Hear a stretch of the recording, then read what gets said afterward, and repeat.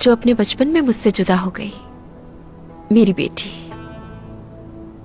औलाद एक नक्श की तरह होती है मरियम बेटी, अगर ये चली भी जाए तो हमेशा साथ रहती है। सही कहा आपने, खानदान की अदम मौजूदगी का दर्द बहुत बड़ा होता है और इसी दर्द की वजह से मैं जिंदा हूँ।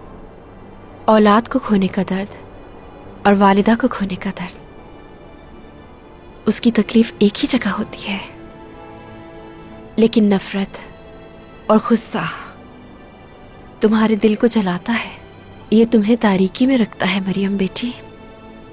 उन काफिरों से अपने खानदान का इंतकाम लिए बगैर सुकून नहीं मिलेगा मुझे बाला खातून।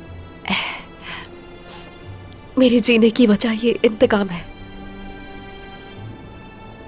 मुझे इजाजत दीजिए। मरियम,